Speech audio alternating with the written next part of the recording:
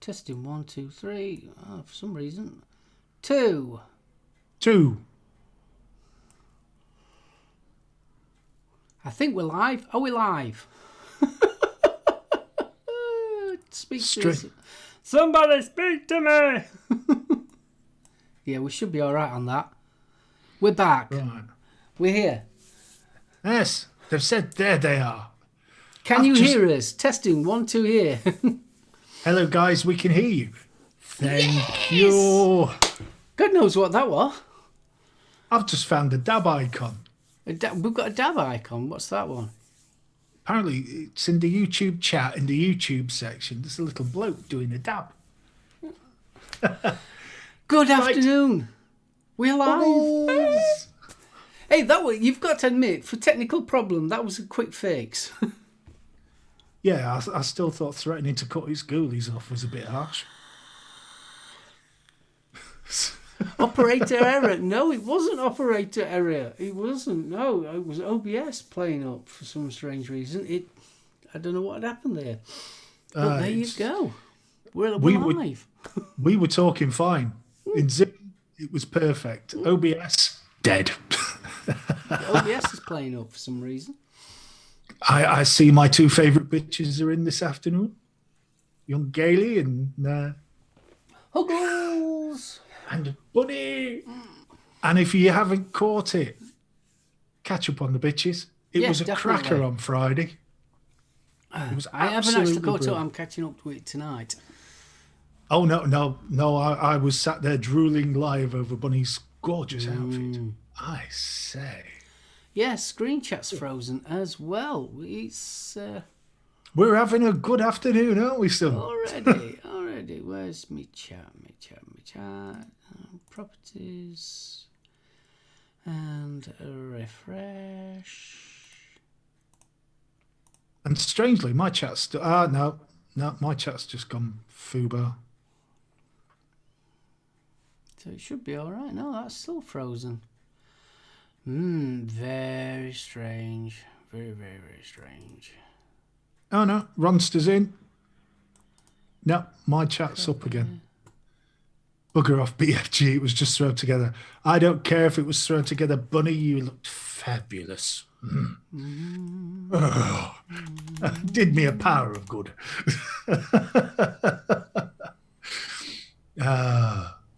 Right. So I suppose we better say hello to everybody that's in. Well, you do that while I try and sort out my chat. Not a problem. Black Country Vapor, Steve, Jasper, how you doing? Blazing Vapes, lovely to see you. Gailey, what can I say? Buggles. Gav, Grumpy, Hephaestus was in chat way before anybody else, bless him. He certainly was. He was. Jason, good to see you, mate. Lisbeth, the lady with the amazing taste in music and all things cultural. Mark, how you doing? Rachel, I hope you're baking as well. Apparently she may be a little delayed on replying to stuff because she's baking buns, which is fabulous. Ooh. Red, great to see you, mate. Rev, Ronster, Stuart Ayrton, good afternoon. The Late Night Vape Show. Yes, I've got the chat working. Good man. Timmy! Our wonderful YTS. Tiberius, good to see you, mate. And finally, last but not least, the ever gorgeous Vapor Bunny. Oh. Right, I think technically we should be all right here. Right. We've got sound. The chat is definitely working. Fabulous. Oh, Emily, good afternoon. Emily, Huggles. Yes, big Huggles. We have to be careful with that, though, because Mo will have her fingers off. Yeah, I think we're up and running. So far, so good. Ooh. Yeah, that's okay. I apologise. They're not just buns. They're chocolate chip and orange fudge muffins. Ooh. And then there's cupcakes to go in. There's a first. What's that? Bunny said, "Stop it, you're making me blush." I don't think so, Bunny, somehow. Oh, bless. Well, just think, today would have been third day of Expo. It would be. I'm so got the blues. Ingvar, good afternoon. Oh, I don't think we missed anybody now. I think that's everybody. Everyone's in? Excellent. Yeah. So Oh, there how we many go. We've got in? We've got 36 people in and 13 likes. Come on, We're smash that safe. thumbs up. Apparently, Mo will be fine. We don't have to worry about digits. Oh, I think that he knows warrants he'd the get a second cuddle one. anyway. Oh. Give him a cuddle. So, dude, how are you? All right, mate. It's Groundhog Day, isn't it? It's weird. I am very, very lucky I can go to work, but you're stuck in the house, aren't Yeah, and what with me not being too well you? Exactly. with this, yeah, I've not been sleeping, and yeah, not been, but feeling a lot better. Everything seems to have calmed down. It's still there. I still feel like I've got a Werther's original in my gob, but it's calmed down. So I've started testing stuff, and hopefully I should start reviewing tomorrow. Good stuff, because you've got something quite exciting in, haven't you? Oh, what's that? The big... Oh, my big one. I showed you on that on Thursday. I know you did, but it's Do you know something? I'm loving it. I haven't put it down since I've got it. The only 3 setups I've got my clutch downstairs, which is... I've been playing around with the turbo. Mm-hmm. Been playing around with the Vapor SO Cosmo 2, because that's coming up for review. And that, I've been taking it everywhere with me. You only fill it up like 4 times a day. Awesome. It's ace. When his review comes out, something slightly special though. Wow, what's happening? Keep your eye out. Keep your eye out for Mark's review on that one, because you'll enjoy. Apparently, Ronster's still at work. Awesome. Good on you, Ronster. Grumpy's not left the house since March 12th. Steve's been in lockdown since 22nd. Ronster, if you don't mind me asking, what you do, mate? Festus says, never been to an expo. Too far to make one, since they don't apparently think anyone lives in the middle of the US. Yeah, because it's either East Coast or West Coast, isn't it? It's Vegas or New York is the big ones. But there used to be, once upon a time, there used to be loads of them in America. Yeah, there seems to be. I mean, there were only small meets. Don't get me wrong; there weren't massive, huge meets, but there used to be a lot of small meets at one time. It seemed like with the cloud comps and things like that. You know, blowing O's and doing jellyfishes and things like that. All that lot seems to have completely died. But good lad, Ronster. Ronster's an HGV driver. Without you guys, we would be nothing. You ain't kidding. If it weren't for Ronster and the likes, and I must admit, I was thoroughly disgusted to see the way that some drivers have been treated on the motorway service stations. Absolutely ridiculous. Anybody tried the QP RTA tank? Should he get it or not? I've not tried the QP. I tell you one thing, I do like the QP RDA. Is it the Lyra? I love that, but it's not cheap. Right. It's about 70 quid. Mind. If it's good, I don't mind paying that. Gailey says she's in 10th week of lockdown.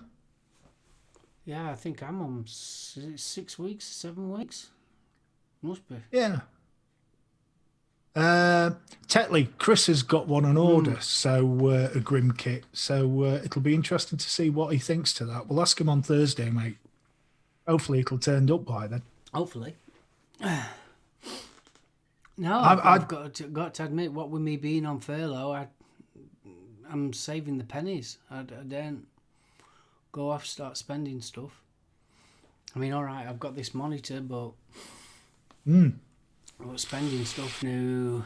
I'm literally on furlough, so what's that? I'm getting just 100 and just shy of 200 quid a week at the present moment. All right, yeah, I'm not spending money on travel and things like that, and I'm stopping at home, so we're not spending much, but still got to watch the pennies. Right, Jason asks, do you think the government will open e-cig shops soon? I blooming hope so. For more reasons than For one more in your reasons case. than one, I work at a vape shop, so... I would hope so. Well, let's be right. This lockdown can only last so long. Furlough can only last so long. They're going to have to start relaxing the lockdown somewhere. We can't stay like this forever and a day. Everyday Outcasts, good afternoon. Fist bump. No, Ronster's saying apparently no food outlets open, so we can't get food, but they still have to pay the parking charges, anywhere up to £35 a night. Really? Now, the stories I saw was they'd also closed down the shower facilities, Yeah, I've heard etc. that. Yeah. So the lads behind the wheel aren't able to get a clean shower. I mean, I've got friends that drive. Well, a lady that works with me, her husband's a HGV driver, and an old school friend's he delivers potatoes. But without these guys, the stocks would be down. Supermarket shelves will be empty. So we should be looking after these guys. Yeah. Oh, totally. Why would you turn up to work and be thoroughly miserable? For some of these shifts can last for a couple of days. Yeah. Oh yeah, I mean I know all about the haulage industry. Exactly. Yeah. So if the support services need to be there. You wouldn't expect a nurse to turn up to work and there to be no medication. Well, it's like what I turned around to you and said. This furlough thing can't last for indefinite. No, it can't. The problem being, if the lockdown ends too soon, we run the risk of a second wave of infection. Oh yeah, totally. But they're going to have to start thinking about the economy. Besides the economy, they're going to have to start thinking that places are going to have to start opening. Or you're just going to end up with everyone being bust. Well, I think what they need to be looking at is maybe widening the categories of shops that can open. Yeah, but still insist that social spacing, social distancing is adhered to. And that would be the sensible thing to do. I mean, if you look at Spain, they're finally allowing adults out to exercise. Oh, did you see how they're doing it? It's so like everyone's got a time slot. Yeah, which I thought was nice. What we got somebody just came in. Oh, Bill's good afternoon. Bill's just come in. Ronster says he's got a fridge and a microwave in the truck, but as you say, washing facilities are closed in some services. I think that's bloody awful, to be honest. Oh, there's a lot of them won't serve food and all sorts. Yeah. It's crazy. And let's face it, without the haulage industry, nobody gets anything. Nope. It's not like you can have a refrigerated train or anything, is it? No. Yeah. Frank says over here, plenty of things are opening. Ate in a restaurant the other day. I think, Frank, over this side of the pond, I think you would find a lot of people would be reticent to actually eat at restaurants at the minute. God, have you noticed how much paranoia there is? Well, they're getting to the point now that the conspiracy theories, they're trying to clamp down on them, aren't they? Well, my kids came over yesterday afternoon, and I needed to get something from town, so we went into town. Social distancing, all the rest of it. Very few people about, so thought, right, we'll get our exercise in while we're here. Yeah. So all we did was take a circular route back from what I needed to get, and then cut back through the park. Yeah. And honest to God, you'd think the social distancing space was, well, some people seem to think it's 8 foot and other people seem to think it's 8 inches. Now, obviously, as you're all aware, Caitlin is autistic. She's still quite jumpy around people. And I'm going to have a little bit of a rant now, but cyclists, yeah? When you're coming through the park and that, and all of a sudden you get cyclists just whizzing inches past you. And then we were walking back up past, we've got an Asda in town. I was walking past that.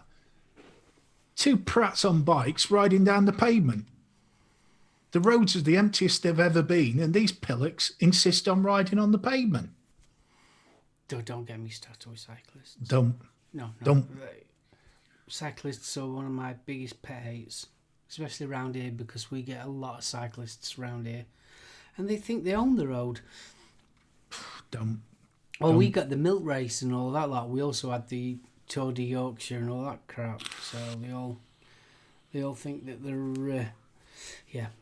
No, don't get me started on that. Technically, if the kids hadn't been with me, I probably would have signalled a left turn.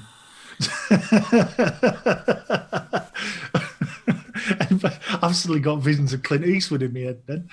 Left turn, Clyde. Seeing that you're talking about left-hand Clydes, my mate turned his windscreen wipers, the water. Oh, excellent. Yeah. Yeah, honest to Festus, round here we get the pelotons, and you can have 10, 15 rows of 2 to 3 people in a line, astride each other. It causes chaos. You're not talking about 2 or 3. You're talking about 10 or 11, all huddled together. You can't overtake them, and yeah.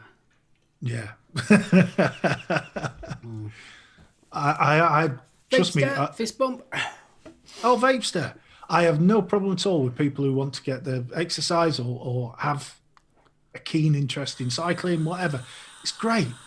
Oh, yeah. But if that was horse riders and they remained 2 abreast blocking the road, all hell would break loose. Yeah? So just drives me nuts. Bunny says, same in Belfast. They ride on the footpath, then bitch at you for not moving out of the way. Last time I checked, the footpath was for pedestrians, so I ain't effing moving. Good girl. Yeah.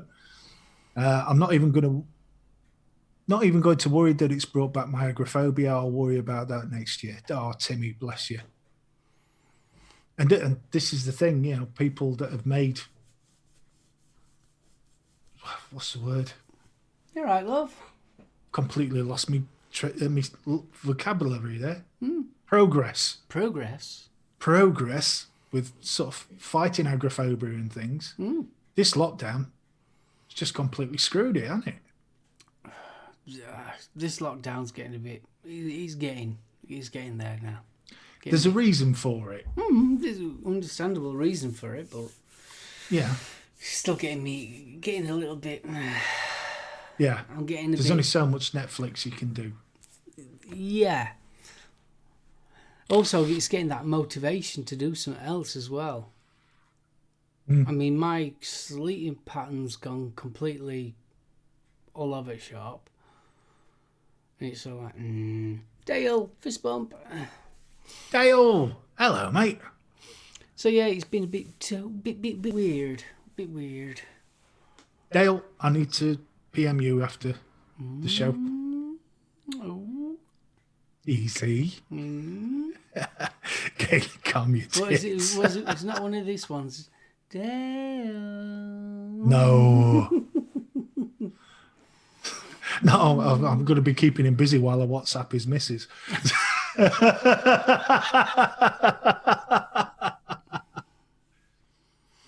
Honestly, my sleeping pattern is just gone haywire. Absolute blooming crackers. Yeah, Mom. Dale's just said my sleeping pattern is more erratic than my missus. Bunny says sleep pattern. What the fuck's that? I haven't had one of them since 1994. I knew I loved you for a reason, Bunny.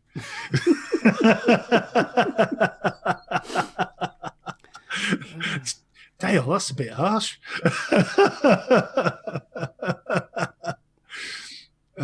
That's a new name for it, Jarvis. Really? I thought you said, Gail, I need to be on you later. No. Dale. Dale. I'm not that brave, Gailey. Oh, and Gav's on hot dogs because he can't be asked to cook. Oh, hot dogs. I know hot dog for a while. I tell you one thing, is anyone losing the days? I am. What, you mean it's not Sunday? The only reason why I know what day it is because of the shows. If it weren't for shows, I want to know what day it is. I woke up this morning, swear blind, it was Saturday. Let's see it. Oh, no, Bill, sorry to hear that, mate. What's that? He's turned down for PIP. Got the letter late Friday. Daytime says his wife was off by a day all week. Rachel's got Thai chicken, rice and salad. Oh. And Timmy's going to fire up the barbecue. Oh. But you forgot to get stuff out of the freezer. Oops. So you're telling me you haven't got tomahawk steaks there, Timmy? Ooh. I right fancy one of them. Yeah, I could munch on a tomahawk steak, yeah. Loads of cooked in loads of garlic butter and then basted. Oh, no, you've just killed it now. No, I haven't. Yeah, you have. Why spoil it? Trust me. Butter, forget the garlic bit. Butter on your steak makes I don't it mind taste butter 10 on my times steak, better. but not garlic butter. I You like like garlic. ruining things, you. Next you'll be saying, put some fish on it. Anchovies, mate. That's with lamb. Just put some fish with it. It'll be lovely. Garnish it with some dead fish all over it. Now, if I've got a leg of lamb, I make little pockets and alternate it between garlic and anchovies. There's nothing wrong with garlic. I've got to admit, there's nothing wrong with garlic. But not on a steak. Why spoil a steak? It's not. You cheese. Oh, Elizabeth's got roast beef in Yorkshire puds. Oh, I'd kill for roast beef. That's a proper Sunday dinner, you see. Oh. Did that sound desperate? What? I'd kill for roast beef. Fist bump, Zan. Oh, yeah, mate. Zan, legend.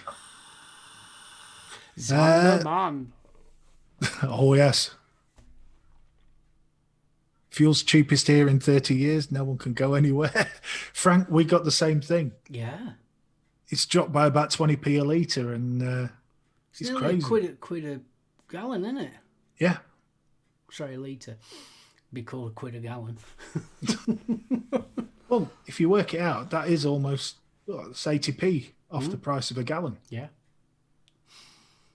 Seeing that, not last week, week before, the actual barrels were in minus. First time ever. What, the price of? A price of a barrel of oil. So how's that work then? Does that mean we're all going to get a massive refund from Saudi? No, it means that they was paying to store it. To be honest, I think the oil bubble's possibly burst, at least for the next few years. Everything's popped. Well, they were talking about air travel, etc. And in order to keep up social distancing and things, you would have to lose a third of the seats on the airplanes. Well, if you did that, you either run at a loss, which they won't do. Of course not. Or they increase the ticket price. So they were quoting a ticket from Paris to Nice would be somewhere in the region of £1,000 Yeah. in the article I saw. But the thing So- is, though, who's going to go on holiday now? Well, this is it. Italy are talking about plexiglass glass screens on the beaches. Yeah, but the thing is, though, even if you thought, oh, I'm going to go on holiday now, you know, it's sort of like the chances of you getting stuck in a country. Oh, yeah. Oof, no. Ronster says my insignia is doing 3 weeks to the gallon. Oh, I do like that. Timmy, you're not kidding, mate. The PIP process is probably one of the most draconian I've ever had the misfortune to be involved in. What's that? The personal independence, the PIP. It's replaced disability living allowance. Okay. But the process is just, talk about dehumanizing. And then there's been so many appeals against decisions because they've said, no, you're not able to claim. And in the meantime, you put the appeal in, but you've got no money coming in. We were really, really lucky because my daughter went straight through it. Yeah. But it could have easily. Bloody hell. What? Rachel says it took 11 months to get Chris an appeal and a tribunal. It's an awful process. That's the story I've been getting off people I know who've been through it. Jenny! Hello, sweetie. I've got to admit, it's something I've never done, so I wouldn't even know where to start. Well, with Caitlin, we ended up with one of the so-called assessors turning up. She was a medical nurse, not a nurse that was used to dealing with disability. And it was, you could see where it was going.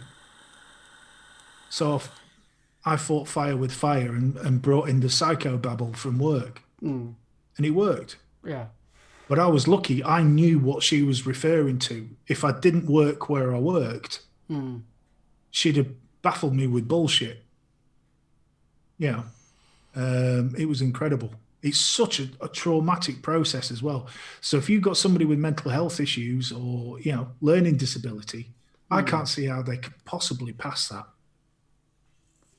Absolutely crazy. I mean, I'm going to say I'm fortunate. I am very fortunate. I've never had to do anything like that. Jenny's just said, why'd you get the feeling they're talking about the nightmare that's Pip? It's horrible. If you've got an invisible illness, good luck.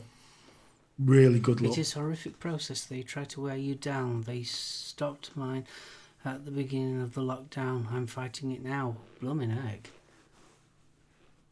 Well, that's the other thing. They just pull it. There's no thought about how you're going to survive or anything. Really? Universal credits is bad, to be honest. Well, I've seen on the news about universal credits how problematic that's been. Is it something like 6 weeks before you get any money or something like that? Yeah. Well, the PIP process. Chris? Yeah, like Rachel's just said, you can be talking anywhere up to a year and a half before you get an appeal. And in the meantime, you're expected to go out to work and try and claim normal UC. Yeah, absolutely crazy. Oh, Rachel's just said that was our battle. Got a free solicitor thanks to a service where she lives, but some people just can't face appealing. And it's not a simple process. It's not like you're speaking to somebody face to face. A lot of it is very complicated forms. Really? Yeah, it's crazy. Bill says I plan days in advance just to buy bread and milk. Exactly. Gailey says, I called them and kicked up feck. They've just extended it for 6 months for now. Oh, I'm sorry to hear that. Frank says his wife is collecting more on unemployment than she was working. Yeah. Well, UC just got put up. What's for UC? the universal credit. Right, sorry. So they put up the base rate up to £1,000 for the because of the lockdown, because of the amount of people that are claiming it, to make it a living wage, basically. Yeah. So how long that lasts, I don't know. But right, enough of this, for it is getting dark. It is getting very dark. Oh, there we go. The forms take forever. It takes me and Chris a few days to get them filled and evidence supplied. We're good until 2023 after the tribunal, though. Oh, blimey heck. I'm so sorry to hear. Jenny says the woman that did her assessment lied about her mobility and didn't even take her mental health into account, not even mentioned in the report. That's another thing that's quite often comes up, because basically the mobility is, can you walk X amount? Yeah. Well, on a good day, yeah, you probably can. On a bad day, no. Which answer do you give? And which one will make it into the report? So it sounds like the people that are coming to assess you are trying definitely so you don't claim. The appeal rate is something like 70% in favour of the claimant. Really? Yeah, it's that bad. Gailey says, my son gets £13 a month on universal credit. Jesus Christ, Gail. No, they haven't. My UC has been a nightmare. First payment took 7 weeks and she got £64 to last a fortnight. Jesus Christ. Christ almighty, Bunny. That's bad. How are you supposed to live on that? See, that's bizarre, because I know what, obviously, with the change in circumstances on my family, the wife's just put in for UC and damn sight more than 64 quid a fortnight. Timmy says they get bonuses for denying claims. Yeah, that's the problem when you start using private companies for these assessments. Yeah, Gail, never a truer word said. Yeah, you're not and kidding. the problem is the food banks are suffering at the minute. Yeah. I mean, in this day and age, we've got food banks. The problem is they're becoming the norm. If you look at the media, previously it was draconian, we're back to Victorian times, food banks for the poor, it's just shame. And now all of a sudden it's been switched. So all of the food banks have become, look what we're doing for the poor. Yeah. Those that, it's not right. With the fourth or what's next? fifth Are we going to have workhouses? way it's going. See you later, Del. Fist bump.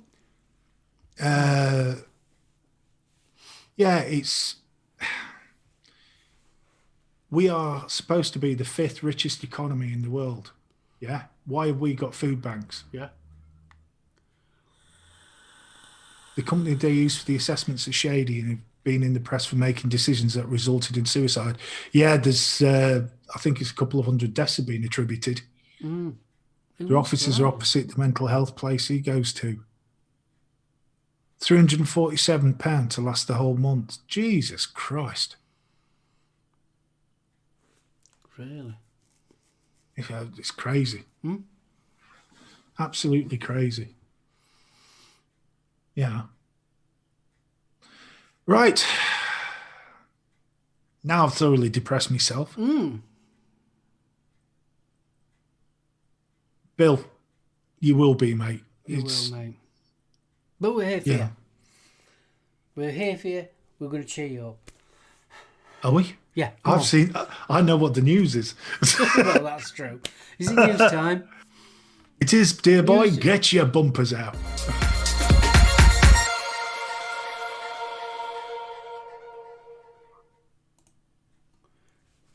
Bumper done. Yes, you. Right. Well, there's not been much, but there has been some interesting stories this week. Which one are you going to go for first? We'll go for the Marlborough men first. Okay. Yeah, the men from Marlborough. Yeah. They're now saying that older vapers are now smoking, and that's due to fake news from the media and the continued crackdown on all things vape, which, we're not too surprised at. I am. Oh, the cupcakes are finished. Oh. Mm-hmm. Oh. Mm-hmm. Yeah, well, I'm not, because the amount of fake news and anti-views that have been forced down people's throats in the States and that's rippled out, I think a lot of older vapors, we're not talking the hobby vapor, we're talking goes to the supermarket once a week. Yeah. Yeah. Yeah, I can see where it's coming from, that side of it, but how true it is, I don't know. I'm a bit suspecting about that one. I don't know why. It doesn't take much to imagine that they're maybe trying to paint a darker picture than there actually is. Data from Nielsen seems to confirm a downward trend of e-cigarette sales across America, with numbers tumbling 7 of the past 9 4-week periods. Well, it's no surprise, really, when you look at what vaping's had to face in the States. Exactly. And, of course, sales are going to be down because of Corona. Yeah. Excuse me, I had to wipe my nose. So... It's a bit of a strange one. It is. I know. It's all right. Gailey's just said might have to make some of them cupcake with melty chocolate in the middle. Dude, we're doing news. Come on. Yes, I know. We're doing news. I'm sorry. Look. You're more interested in Gail's buns. With melted chocolate in the middle? Yes, I bloody am. Right. The Denmark flavour ban. Oh, you got to talk about that one. We've got to talk about this. It may sound crazy, but there really is a flavour ban looming in Denmark. And the NNA and other European vape advocacy groups are so concerned they're calling on vapers in Europe to get involved. The reason being, if it passes in Denmark, there is a very good chance that will then be seen as a prerogative for other countries to also ban flavours. Have we got a reason behind this flavour ban? Basically, think of the children. Again. So the whole tobacco harm reduction scene has basically sparked this outrageous ban plan from the government of Denmark. So it promotes a quit or die policy, as in go cold turkey and sweat it out, literally. They are not like the UK that promotes vaping as an alternative. The government says they should go to a smoking cessation expert and be given suicide-inducing drugs, which is Zantac, or Champix, or whichever brand you go for. Either way, bloody dangerous drugs. So they want to ban every e-liquid flavour with or without nicotine. Sorry, Zan, we can't help it.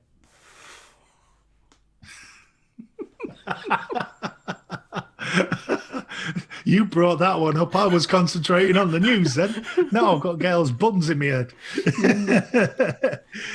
So they want to ban e-liquid every single e-liquid flavour apart from tobacco and menthol. Start to see some similarities here, with or without nicotine. And a so-called impact study from Denmark's Ministry of Health and the Elderly was sent to the EU and said, amongst other questionable comments, The WHO writes in their report on Global Tobacco Epidemic 2019 that children and adolescents who have never smoked and who use e-cigarettes appear to at least double their risk of starting to smoke cigarettes later in life. Well, of course, that's from the WHO, so of course it's true. Cobblers. Yeah, of course, obviously. The WHO, as we all know, are the biggest anti-vape brigade on the planet. So what's worrying me is it's almost like the Americans have just got out this huge pocket watch and just gone, think of the children. Think of the children. Think of the children! So the key points of their ban plan, if you will, is they want to display ban all tobacco, including e-cigarettes, stricter bans on advertising and sponsorship, plain packaging. So this is including cigarettes, yeah? And it's rolling e-cigs in with it. How do you do plain packaging on e-juice? Well, you can't. Well, that's what I thought. Because you've got to have the ingredients on it. Do they mean Smoke. that there's no colours in it? There's no pictures? Yeah, but can you read plain packaging works, look. How plain can you get? Down lemonade. Smoke vape-free school time. So what are they suggesting? That nobody's allowed to smoke or vape during school hours? Well, there shouldn't be vaping or smoking anyway in schools. Oh, this is it. So we've got a ban on flavourings in tobacco products and electronic cigarettes, regulation of tobacco substitutes, non-tobacco nicotine products, including non-nic snus, which surprised me. Registration scheme for retailers of electronic cigarettes, which I think you'll find it's not a bad idea, but not in this context, and stricter penalties.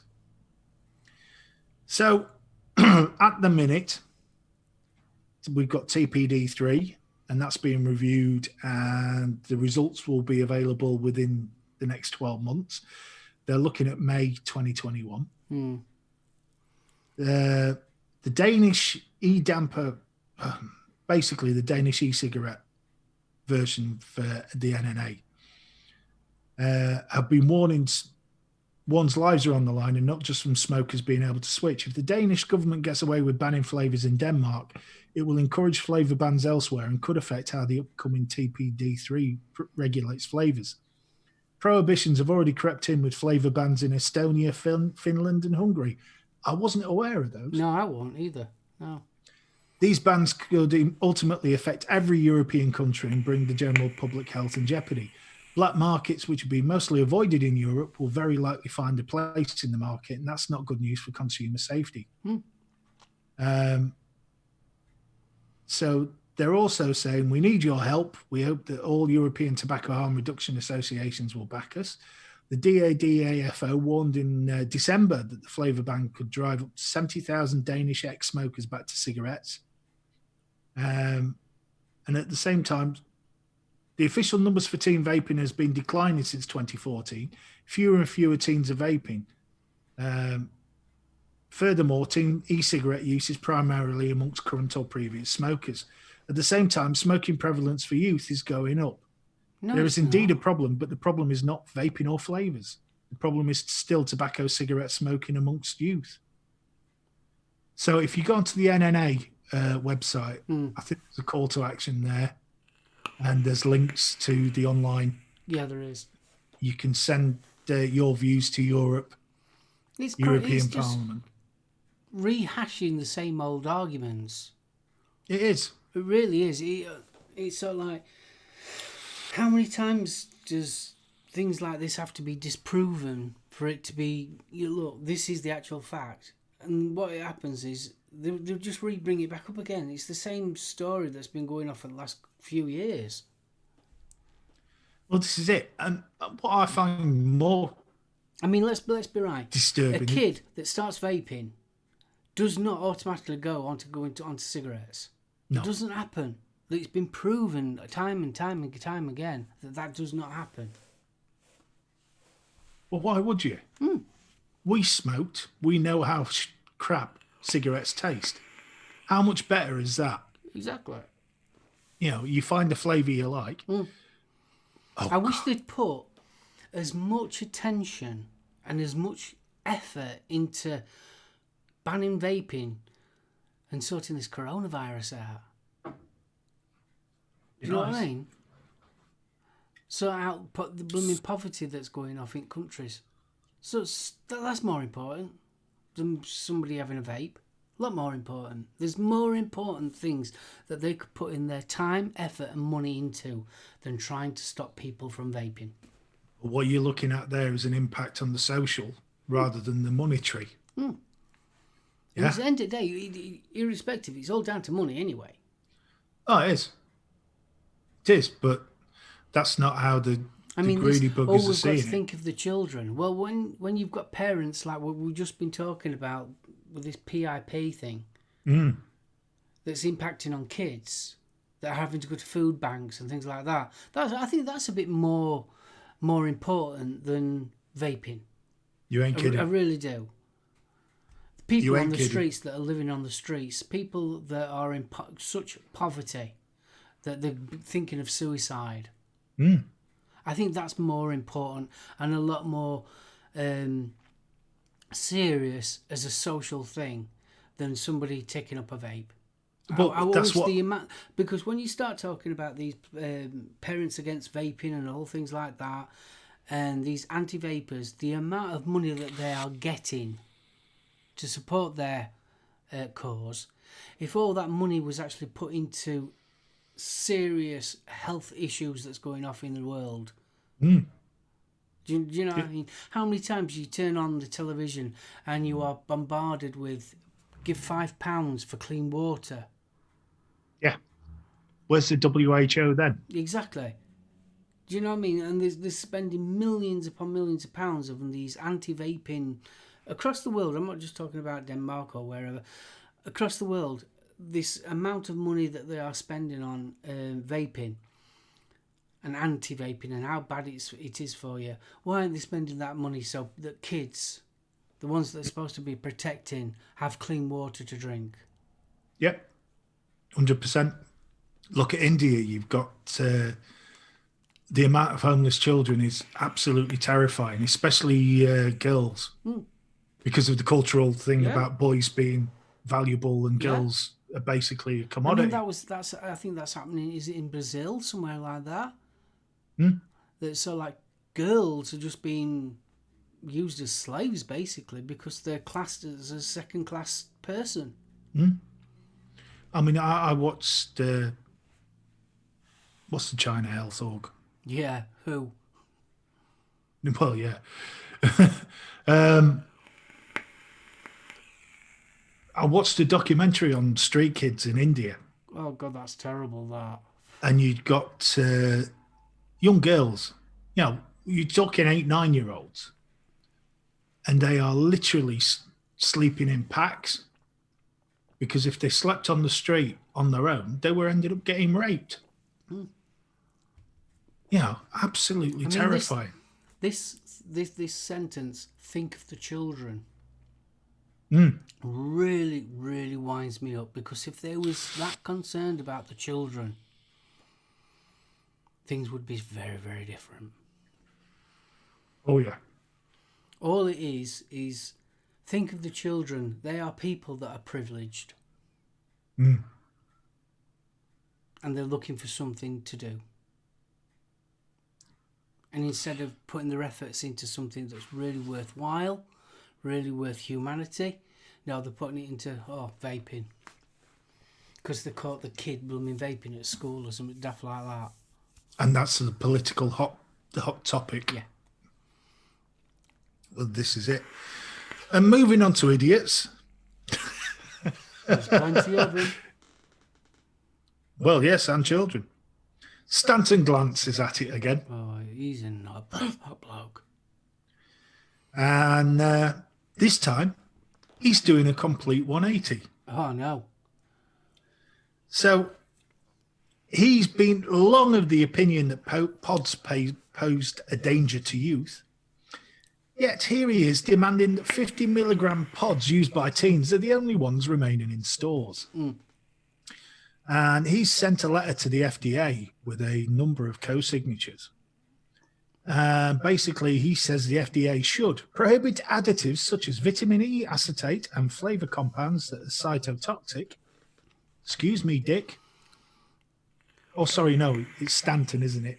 I thought he was Richard there. Richard Cranium. Vitamin E acetate does not exist within nicotine e-liquids. Yeah? Stop mixing the two products up. Because the THC products, are based on the same technology. You might as well try and take the manufacturers of pint glasses to court because they've got alcohol in them. Yeah? Makes as much sense. I've got to say something. I really have got to say something. If we all know that the words that come out from that bloke's mouth are absolutely useless, the amount of documents that he's released that's had to be withdrawn, any normal doctor would have been struck off by now. Yep. Yeah. So why isn't this bloke being struck off? I would strongly suggest his sponsors. Yeah, but surely when you're backing a horse, you back the winning horse. You don't back a horse that keeps on breaking its legs. Yeah, but this is a horse that keeps on getting column inches. But I just want to know how and why. Because everybody knows he's a buffoon. We already know that he comes out with the absolute rubbish that keeps on being proven that it's rubbish. But still people want to listen to what he's got to say. But Gailey's just made a very valid point there. We are the converted. He's too well funded, and for every statement he makes, he might make one more anti-vapor. So if he keeps on throwing it out, some of it's going to stick to the wall. He also suggests that they only permit the marketing of closed system e-cigarette products, set comprehensive restrictions on device characteristics such as types of coils, resistance, and power settings that generate high coil temperatures and a high level of oxidants. State your proof. State your bloody proof. I think what they're trying to get at is that because obviously with the THC thing, obviously it was a device that can be tampered with, and I think what they're trying to say is that they need to devise a device that is tamper-proof. So you buy it from a legit company with legit juice in it, and human beings can't tamper it. But if human beings are anything to go by, if you're after porn, you'll find it. Oh, yeah. If you're wanting to hack something, we normally find a way to hack it. All you have to do is go on YouTube and you'll find a hack for virtually everything. So I think that's what it's trying to be. It's ridiculous. I mean, there will be, the tamper-proof does not exist. And I cannot believe this idiot still thinks that vapors continue to smoke. You know, I cannot believe that he thinks legislation is the answer to everything. I mean, there's an infinite variation given the amount of juices, devices, coils, wicks, etc. that we can use. So how do you legislate for that? You know, he's got absolutely no understanding of the stuff that he's commenting on. But, I mean, he also suggests that the FDA should create a safe harbor list for e-cigarettes, as in safe harbor being a list of criteria that the e-cigarette must reach. Yeah? Well, the infinite variation blows that one out of the water. The man is a complete menace. You know, I think the best analogy for this idiot, if you remember back in the day when you used to get the speakers at Speaker's Corner on a Sunday, Yeah. stood on their soapbox, the little placard saying the end is nigh. Well, that's what Al he is. That's Stanton. basically all he is. He's the electronic idiot. Once again, he's trying to see the problem with vaping as a whole, and it's not a problem, but it is the problem. The problem, like I've said for many years, nobody from government or health authority, it wasn't their idea. This has grown organically by word of mouth. And they can't control it, and that's the top and bottom of it. They don't like not being able to control it. They can't make enough money out of it, and they can't control it. And I must say, I've got an apology to make because I said the NNA. I should have said ETHRA. ETHRA. It's ETHRA, the European Tobacco Harm Reduction Advocates. They're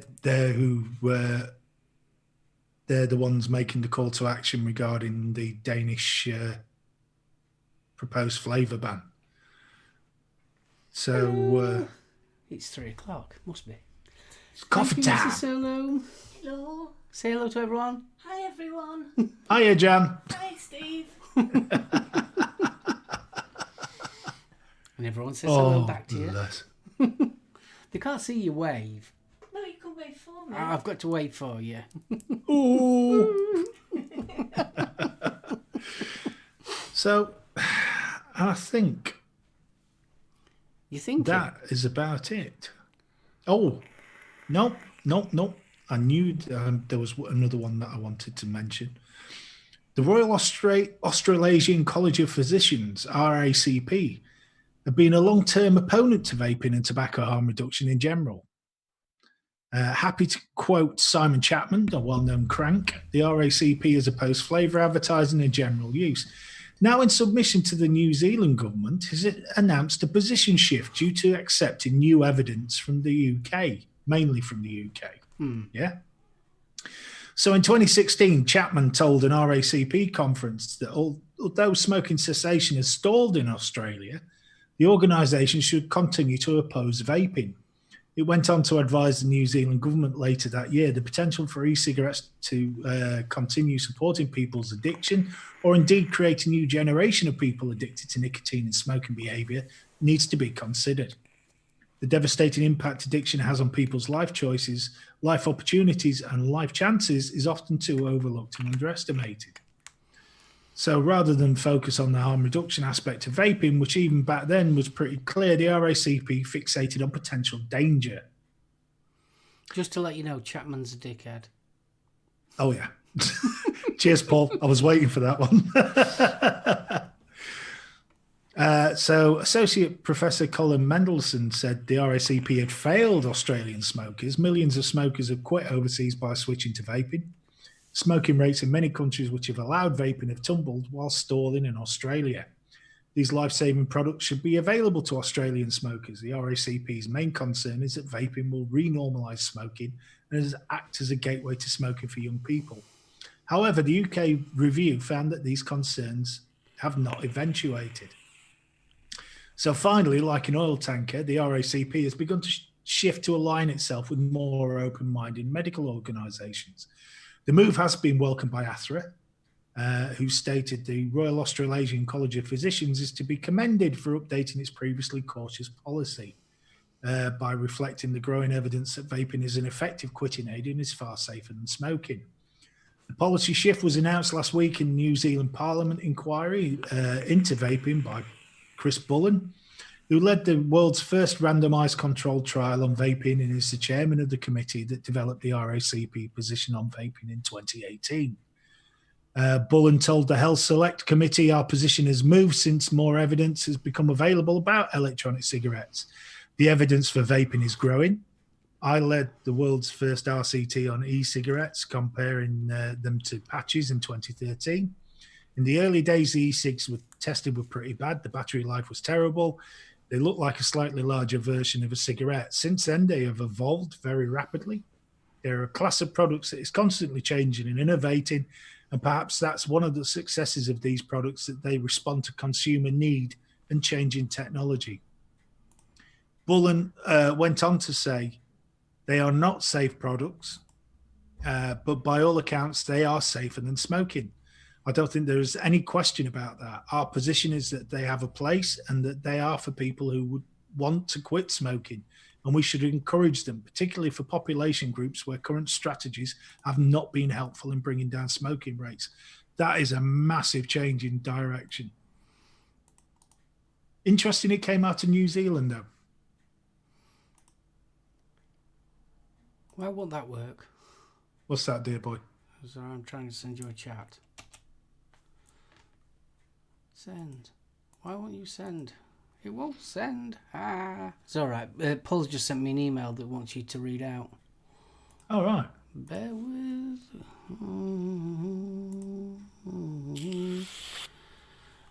This is not easy. Oh, Susanna. Oh, this is fun. Bogan says Australia have 7 billion in cigarette taxes and just sit on it doing nothing. Right. Have you got your Facebook open? Yes, I can open my book. Face. Where are you? Where's your face? Stevie boy. I have opened my book of face. Paste. There you go. There. I've just sent you that. There we are. Paul wants you to read that out on... Using COVID-19 pandemic as cover, the Federal Department of Health has dramatically escalated its war on vapors by proposing draconian changes in law. Interesting, which govern how, where and how vaping products can be sold in Australia. Make no mistake, this is the biggest attack on vapors, the vaping industry and small business yet. There are a number of specific and technical changes in the Department of Health's application of Therapeutic Goods Administration, but the overall impact will be that potentially from 2021 February, all nicotine vaping products will be via prescription and only available in Australia through a pharmacy. That's what we faced from the European Parliament. Whilst the requirement for a prescription is a grey area at present, this formal clarification means vapers without a prescription and who have not purchased their goods from a pharmacy can expect increasingly savage escalation in enforcement and criminal charges being laid against them, all because they want to get off cigarettes. Worst of all, special exemptions have been made for big tobacco and big pharma, with dirty cigarettes and largely ineffective but highly profitable patches, gums and sprays continue to be sold on every street corner, all without a prescription. The Australasian College of Physicians spokesperson backs vaping over smoking. Our position is that vaping is not for non-smokers, but it's something that should be available for smokers who are keen to improve their health and move away from cigarette smoking. And that's bullying again. This proposed change is part of the department's long-term agenda against vapors. However, in putting forward these amendments, we believe their department has overplayed their hand. By the department proposing that vaping products should be able to be sold in Australia, even just within pharmacies, they are acknowledging that they are less risky and harmful than cigarettes and potentially have merit as quitting aids. Given this, the fact they are therefore making them harder to obtain and limiting where they can be sold compared to cigarettes and nicotine is illogical, indefensible and unsustainable. As a matter of urgency, the government should remove the requirement for prescriptions and properly regulate smoke-free vaping products to make sure they are available where cigarettes are sold, to give people the option to make a better, healthier choice at point of sale. We won't be able to fight this on our own. We will all need to unite and make sure Canberra hears our voice and stops this madness and comes to their senses. And then it's a message about signing up today to receive updates, and that's from the Legalised Vaping Australia team. That's interesting. So the government are not taking the same view as the Royal College, the Australasian College of Physicians. Afternoon, Matt. Australia. I have my pirate hat on. this is interesting. Is this the Premier's anti-vaping stance being highlighted here? Because Sounds that way, doesn't it? if the medical industry is actually starting to realise that it's an option, but the government isn't, what's the crack there then? Yeah, that's a bit of double dealing, isn't it? Just slightly. Very interesting. Why am I suddenly getting... What? No, it's all right. I don't know about anybody else. Google Play seemed to update about 50, 60 different apps last night, and all of a sudden I'm getting pop-up notifications for everything. Oh, no, I ain't got no notifications. No, I'm doing good. Oh, there we are. It's the Federal Health Minister, Greg Hunt, who Paul has referred to before. As In a word Greg that Hunt. rhymes. Oh, dear. So it's actually the Greg Hunt's anti-vaping views that are being interesting. But, no, I find that quite concerning when politicians can overrule medical opinion. That's where they are, though, isn't it? It is, but... So your agenda as a politician can be overruled, or you can overrule what the medicine... So a medicine can, or should I say, a medical advice can be one thing, but if you don't want to listen to it, they don't have to. No need, Vic. No need. Do I make size jokes? No.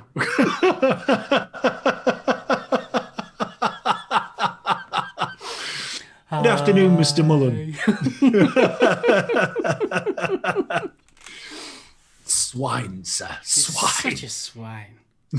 You wait till Expo. I'm going to short your battery.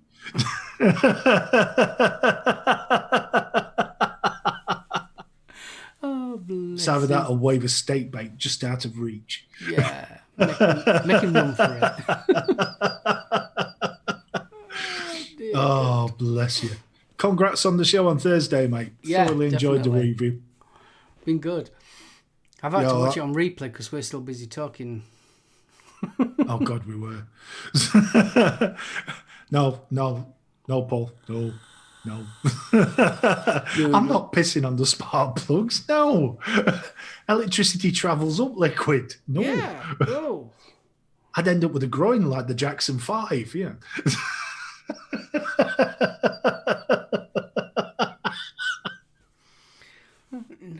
No. No. Oh, bless. Oh, dear. No, I would never, ever. If Festus put that's harsh BFG, I would never, ever wave a steak bake in front of Vic. No. I might Yeah, lose it is a fingers. bit cruel, isn't it, really? It is. Anyway, he'll be full of Gailey's buns. Oh, the thought of Gailey's buns. Gailey's baking is just absolutely amazing. It really is. Oh. Oh. Matt's just put a tingle in the dingle. Well, that'd change up Emmerdale, wouldn't it? What?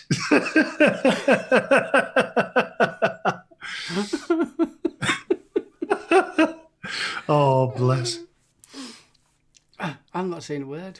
I'm keeping Festus quiet. just put, I had a friend pee on an electric fence as a child. It knocked him back about 5 feet. Oh, no, you don't know. Or, mine not as bad as those fish in Brazil. Oh, them ones that crawl up you? Yeah, Yeah. oh, no. If you urinate in rivers and they're small enough to insert themselves into your urethra, and then they have 2 little hooks on their head, and they literally swim backwards and lodge these hooks into your urethra. Not good. No. No. God knows what they're called. I think we shall nickname them Willy Fish. Willy fish. No. Willy no, fish. No. Give me no. No. It's took your mind off your toothache, can it? Yeah, it does. Oh God, you're not kidding. Jeeps. Bless you. A pain in the brick. You're not kidding, Matt. That's just scary. Now, there was a non-vaping article. Oh, that was a big camp. Well, what's that? Yes. Oh. Oh, Mrs. Did you see her at number 47 the other day? Oh. I tell you, she's got one of those. She is, you know. It's not hers. Andy Roo. That's it, Timmy. Thank you, mate. That's the name of the fish. Well, it's like that bloke that walks in and he goes, that milkman's a bit cocky. His wife goes, why is that? He says, well, he reckons he's made love to every single woman on the street bar one. And his wife turns around and says, that'll be that stuck-up bitch at number 23. Here we are. This is the article I was looking for. Ooh. Should you want me to put an extra bumper on for it? No.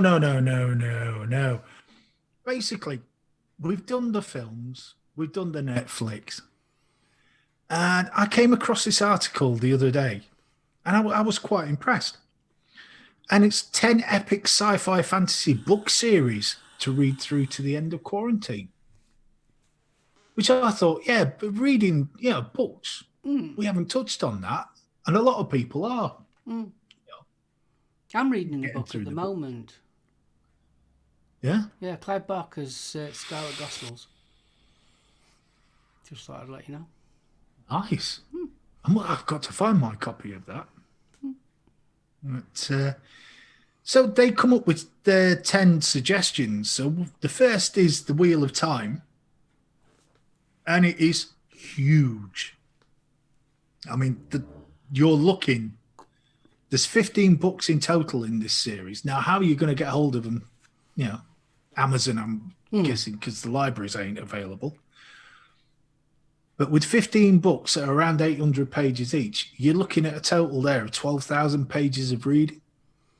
I would suggest this is probably going to take longer than lockdown. Depends on how big the fonts are. True.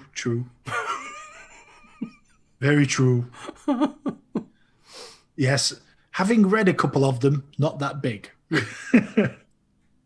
It's a very good story, though. It lost me about halfway. It just got way too complicated. But if you are into sort of classic Lord of the Rings style fantasy fiction, it's worth a look. So the next one they talk about is Malazan, the Book of the Fallen. It's an incredibly dark world ruled over by gods who treat humans as playthings. So sounds like an episode of Star Trek. Well, yeah, pretty much. Kirk. Again, this is 10 door-stopping tomes. Yeah. So the first 5 of them function as a standalone set of tales. Hang on, Matt Chandler. I've been reading bottles of JD. Lost me for days. Good lad. Oh, Dean Koontz, yes. June series, another set of great... I've just found a Lockdown Thunderbirds episode. Good man. Oh, speaking of which, Amazon Prime. There is a documentary on there about Jerry Anderson and how everything from APF Films sort of happened. Absolutely brilliant. Filmed in Super Marionation, it's called. Cool. And it goes all the way back to before Fireball XL5. And it explains why Stingray and Thunderbirds were in colour, etc. And there's all sorts. Sylvia Anderson in it, Jerry Anderson, all the original members of APF Films that are still alive. Absolutely fascinating. And some of the names that were actually involved in the programs, like Sparky the Battery Boy in Four Feather Falls. Hmm. It's unbelievable. Really is. Really well worth what we watch. I'll find that one. It's a corker. It really is. I've watched about half of it, and I've enjoyed it. Really, really enjoyed it.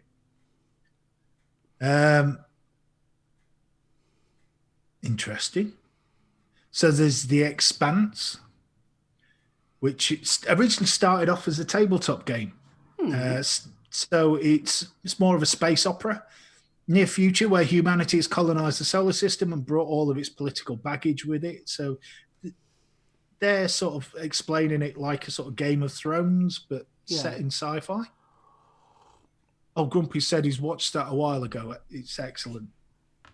The Jerry Anderson. I've got a feeling it was on BBC.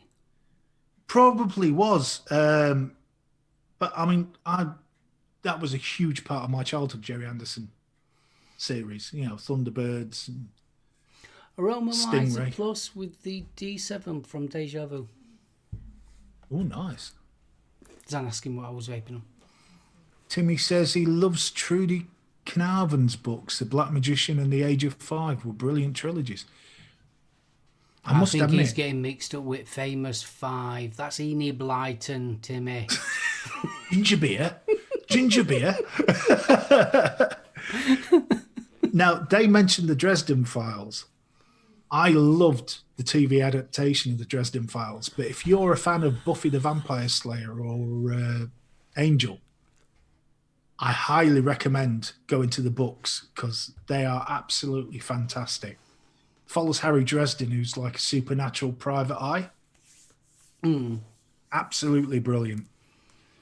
You know, That's the Vapor... no, it's not. What is it? It's the Tesla e-cig Turbo Mech. The rebirth on top. and it's very matchy with a lovely tip. In series mode. Then they suggest The Witcher, which we've talked about no end, didn't we, when the TV series came out? Sword of Truth, Terry Goodkind, sorry. Yeah, that one's been knocking about for years. But apparently there's been extensions to the story, which is 4 more books that carry on. I quite enjoyed the first set of books. It got a bit... Now we're into... As you get further down the article, unfortunately... Discworld. That's the one I was looking for. Discworld. Terry Pratchett. Yeah, Terry Pratchett. Terry Pratchett. I would... If you want to get into... If you've never read Terry Pratchett, now is a perfect time. They are escapism in its purest form. There is so much humour in there. But don't get me wrong, it's not slapstick. I mean, can we paste the article in the group?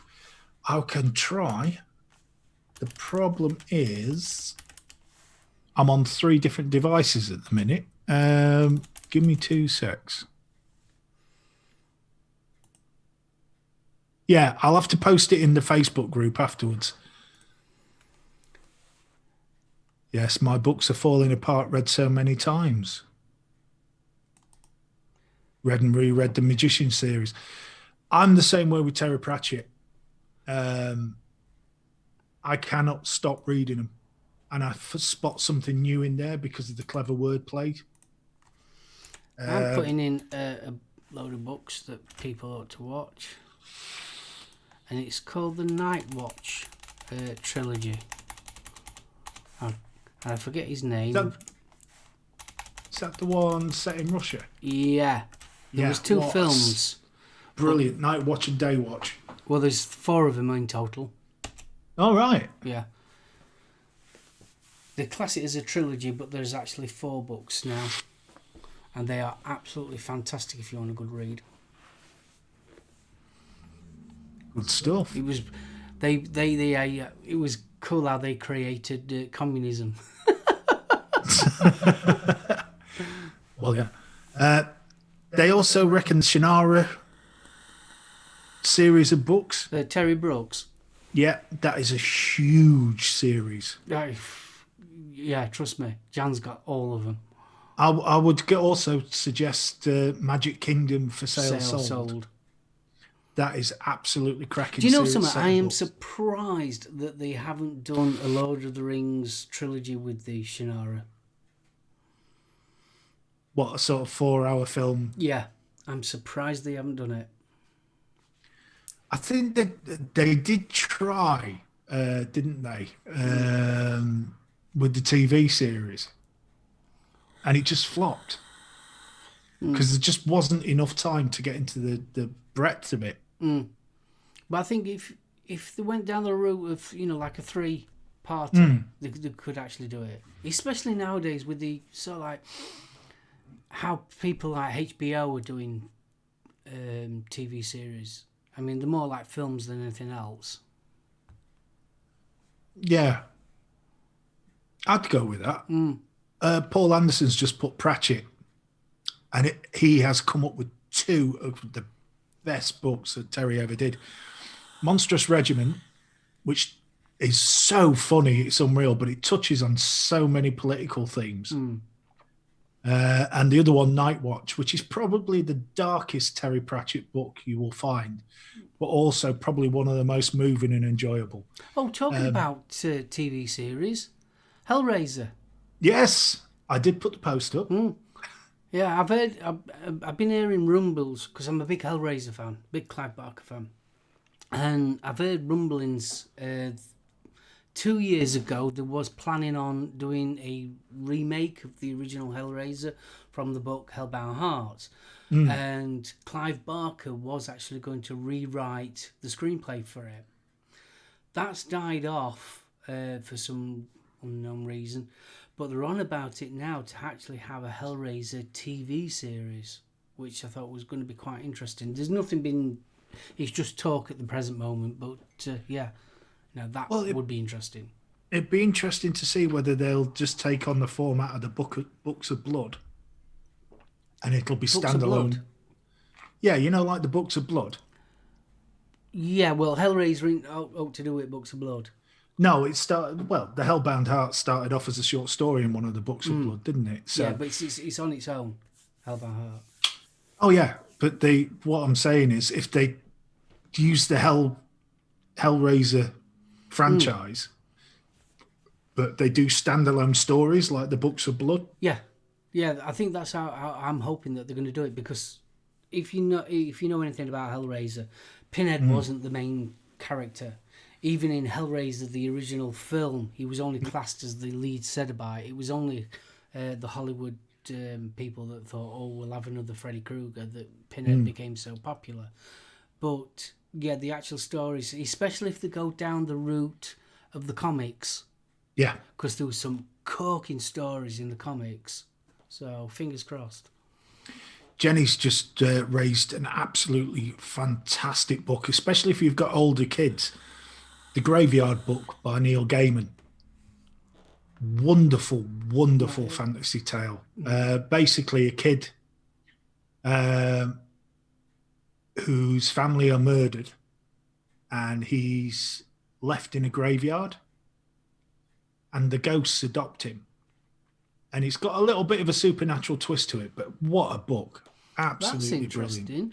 Apparently, Tom Hanks is pushing Hollywood to try and film 2061, Odyssey 3, and 3001, A Final Odyssey. The 2 last Clark's books. Wow. Oh, that would be good. That would be good. I still like somebody to explain 2001. No, I think 2010. It gave a lot more insight into it. Oh, yeah, Left me with a lot of questions as well. But yeah, 2001: Space Odyssey. I love that film, even though I don't get it. Dave, what are you doing, Dave? Especially if Tom Hanks has anything to do with it. Yeah. Well, to be honest, I mean, these days Tom Hanks could attend the opening of a bloody Asda and it'd turn into a box office hit, wouldn't it? So 2001, take LSD and watch it. No, because that's naughty. That's naughty. We don't do naughty things like that. We're innocent. Innocence, I tell you. So what was the number one book then? Well, the number one was Game of Thrones, Tales of Fire and Ice. But yeah, I can't beat a bit of George Orwell. Yes, I would go with that. Oh, Stardust. There's another. Forget the film. The book is far, far superior to Stardust.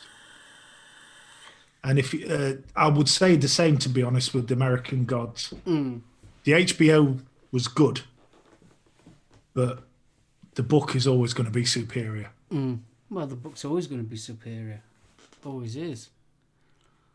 I think it's because it's a lot more personal, isn't it?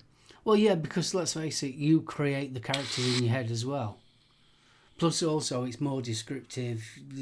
You can delve into a book more than you can ever get on a film. I always find you get more empathy for characters. I mean, that's why with I mentioned it earlier, and Paul did, Night Watch.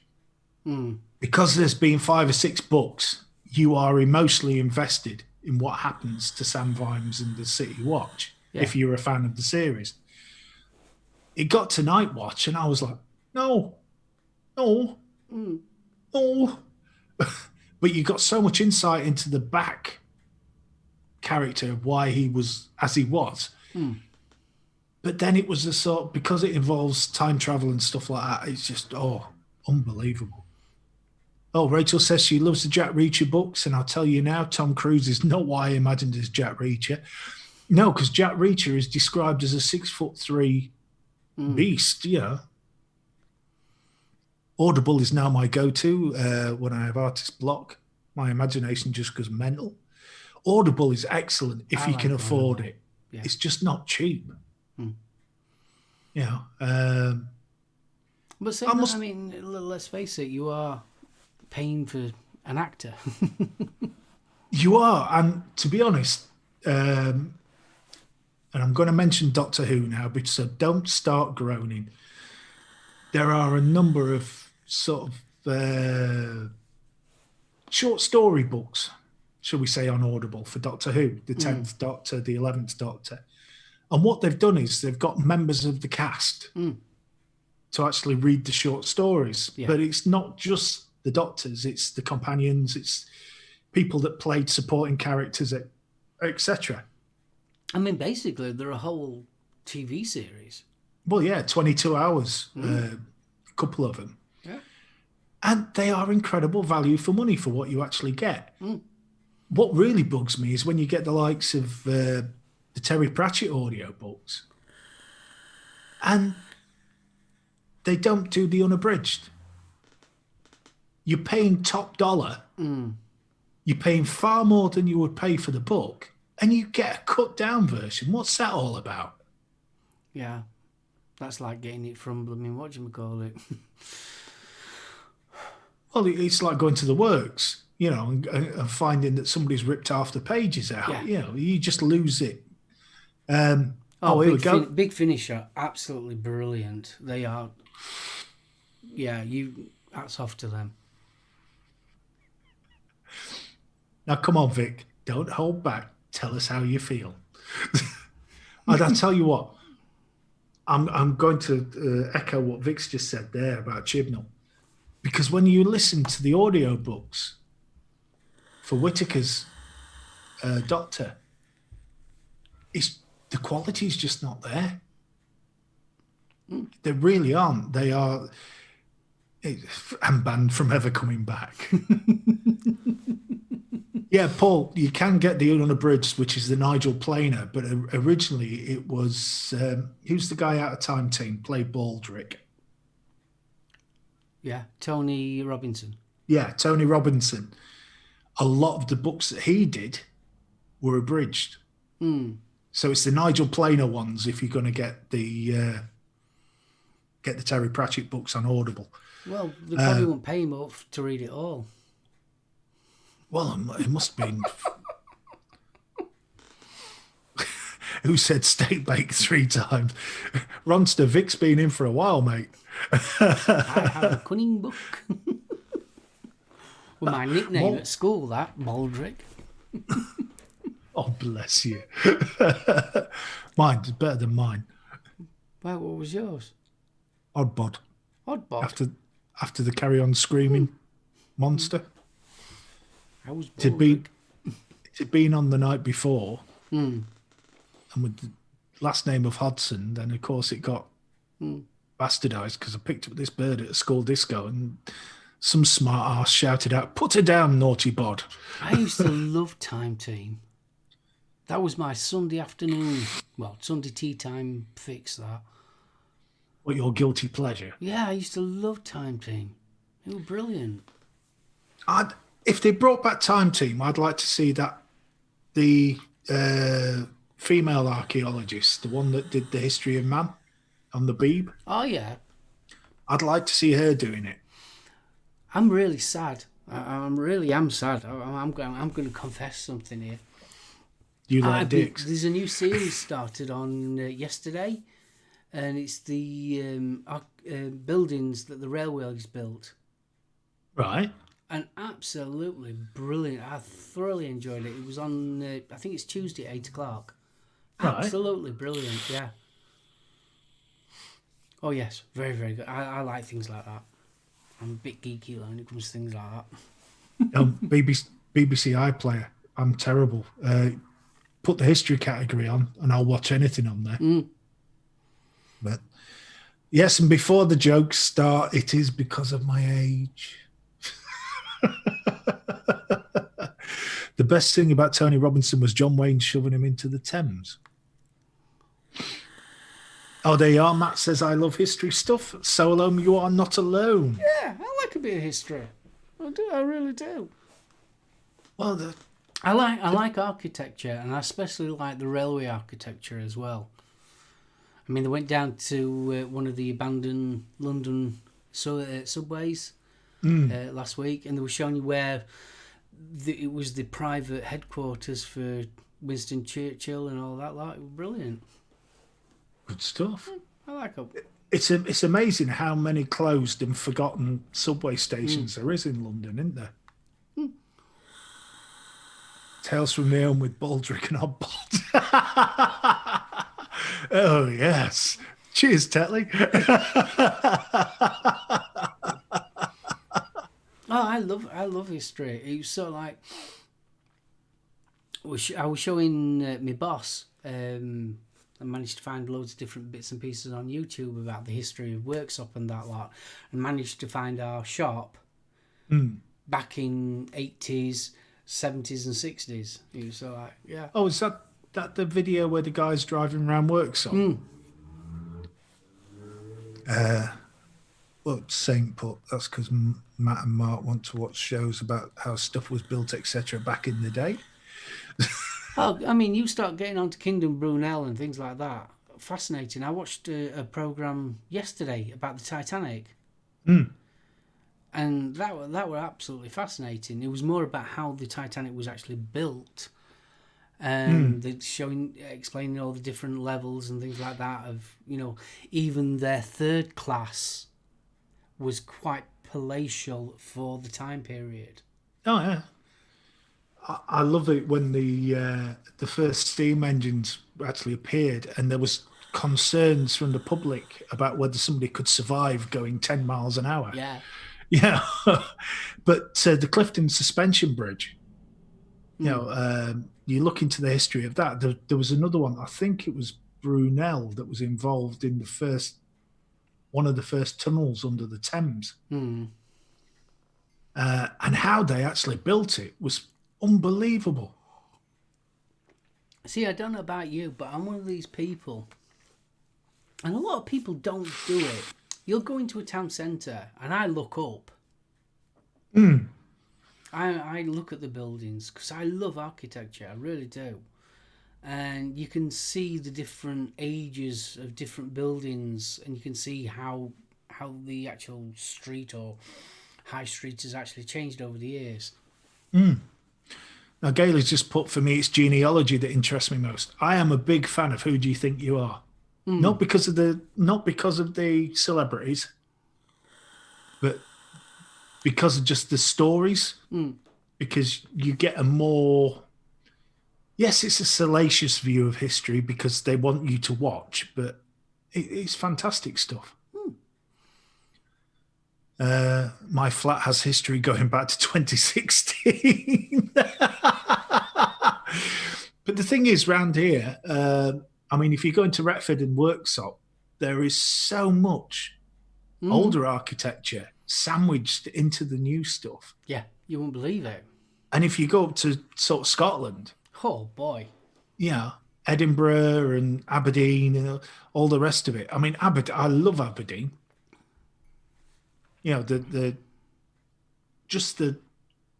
buildings are absolutely gorgeous. I think what I like about it, I mean, especially if you go like to Victorian times, considering what tools they had to make the things, they still made things beautiful. Oh yeah.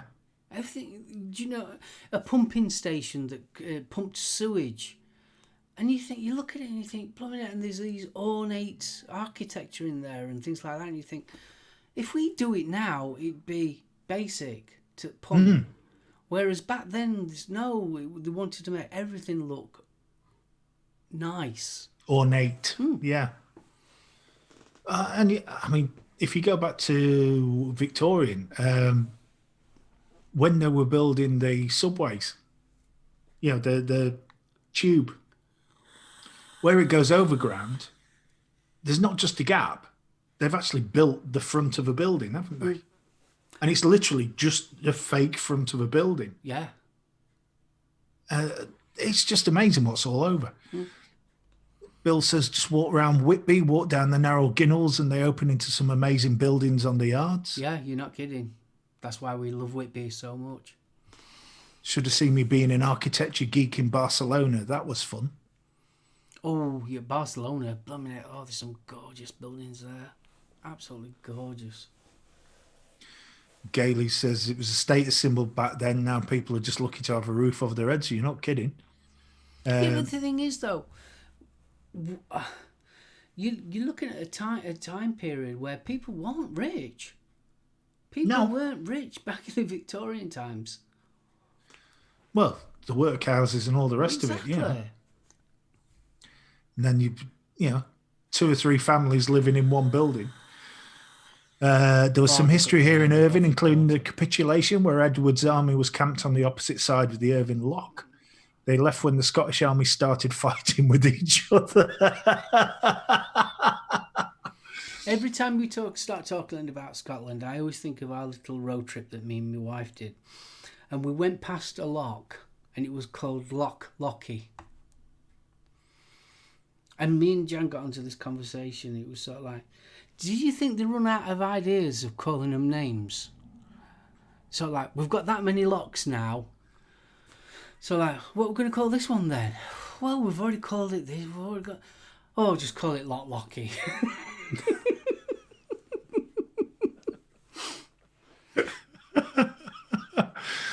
No, what we've done as a species is astounding. Venice. Oh, yeah.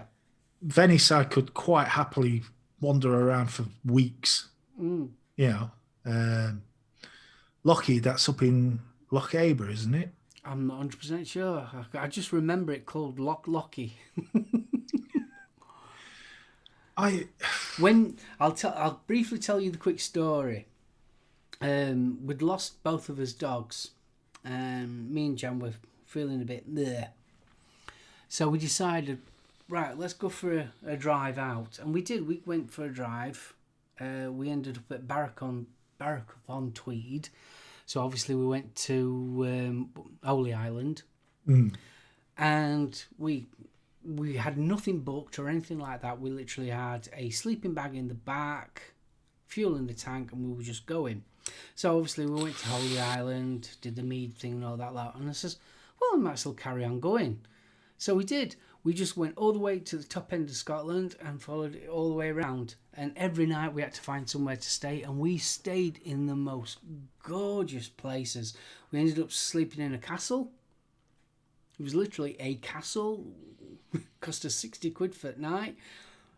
Honestly, brilliant. It was the best week road trip we've ever had. Honestly, we didn't know where we was going or anything like that. It was literally, we had money in his pocket, we had sleeping bag in the back just in case we couldn't get somewhere to sleep, and we just drove. It was brilliant. We went all the way up to on the the right hand side of Scotland, and then came back all the way around and came back home. I think only place I've been on the western edge of Scotland is Oban and Fort William and around that area. We ended up in a village where they'd recreated Stone Age settlement, and literally there's huts and all that kind of thing there, and people were living in it. It was ace, absolutely brilliant. I'm trying to think what the big site was up in the Orkneys, because they think that's where the stone circle spread from. Absolutely amazing. Fort William's nice. Yeah, I love Fort William. Oban, fantastic. There's something about that place. Great cinema as well. Oban, good fish and chips. That's all about all I remember of it. Oh, I tell you one thing. If you've never been to Scotland, you really should. The things that you see on television do not do it justice. No. The landscape up there is absolutely amazing. It's really proper food for the soul, isn't it? It is. It really is. Honestly, I was so impressed with Scotland. Well, I mean, God, I went to, of all places, I was up in Glasgow for a rail expo, if you will. And all we were doing was we were selling. Yeah. But the nights we spent in Glasgow, I have met some of the most funny, sarcastic, and what you think is aggressive at first, but they're not. They're just literally ripping the piss out of you, but the most welcoming people. This is in the centre of Glasgow. I wouldn't go to a town centre pub in Donny and expect to find that sort of welcome. No. We met people that I've spoke to for years afterwards up there, and we literally only stopped 4 nights. Yeah. We had such a laugh. You are describing my husband, Steve. But yeah, honestly, if you've never been to Scotland, go. Oh. Just go. It's just so... Just don't expect it to look like the lid of a shortcake tin, for God's sakes. The lid of the shortcake tin was designed by an Englishman. Probably, yeah. I love the hidden places just on the North York Moors, open moorland and hidden waterfalls. Oh, yeah, totally. You're also forgetting the cannabis farms, Bill. That's why I've always said where we actually live here. I'm in a little village about 10 miles away from Doncaster, about 9 miles away from Worksop, 20 miles away from Sheffield. Ish. About 20. About 20 miles. But we are so close to like city and town life, but we are also so close to the countryside as well here. I mean, I can literally walk out the back of my, the front of my house here, and I'm into woods and everything. So I'm very, very lucky. We can drive and we're into either Derbyshire, Nottinghamshire, or Yorkshire. Lincolnshire, yeah. So we are so I still think we are so lucky where we live. I really do, because we can get out into the countryside so quickly. 5-minute drive from where I am now. That's it. Yeah. And yet I can be in Nottingham in what? About half an hour? Yeah, half an hour from where you are. Yes. Jenny made a slight confession the other day. She's a massive fan of Hendo's. Really? Yes. Cool. Henderson's is her guilty pleasure. So if you'd like to send her a bottle, the address is. And Matt's in Lincolnshire. Oh, cool. I need to go to Whitby again, but there's some dodgy old buggers up there. There's no need for that sort of talk, young man. I love Whitby. There's just some... Me and Jan have got a thing about Whitby. We got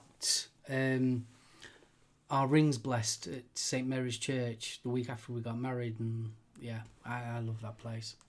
My calmness, as soon as I hit that road and I can see the Abbey, my calmness just goes... Well, I've promised the kids, once the lockdown's over, I'm taking them up to the Magpie for fish and chips. Oh, yeah. You got to. Yeah, and then a walk along the harbour. You got to. I just love that place. Oh, it's fab. Just going up the steps, up to the Abbey, yeah. Well, that's my challenge every year. You run it, don't you? Every year. Well, before I was vaping, we used to obviously go to Whitby, and it's 199 steps it is, and I used to have to stop at least either once or twice going up there, just walking. Now I run it. Good lad. But the goth festival's always an interesting sight up at Folk Whitby. festival's good as well. I like the folk festival. Well, it's gone goth and sort of steampunk these days, hasn't it? More than goth, but I couldn't make up the steps now. And apparently Saintie's from the village of the damned. The Abbey is wonderful. There's so many... The weather up there, you can get a completely different feel within 10 minutes, dependent on the light. Did you know that Simply Red did their Holding Back the Tears video there? Holding Back the Years was up there, Holding Back the Years, yeah. Well, Whitby was... I mean, Bram Stoker obviously put Whitby on the map, didn't he? He certainly did. Dracula's ship allegedly landed. But try the donkey path next to the 199 steps mark. That'll knack you. It does. It does. Oh, bless. No, I mean, even if you go up to Teesside, you've got Middlesbrough, you've got Stockton. But then half an hour's drive, you've got Revo Abbey out on the moors. Oh, Revo Abbey's gorgeous. The little walk up the... there's like a... I'm loath to say canyon because it's not big enough, but it's just a walk up the riverside where it's cut through the rock. And it's probably one of the prettiest parts of the country that I've ever seen, but so few people know about it because they go and see the Abbey, but they don't do the walk up the river. Paisley's a shithole. Chernobyl looks better than Paisley. That's harsh. That is harsh. Victoria put Whitby on the map when she was in mourning. Yeah. Well, yes, she was up there. She was. You still got the beer.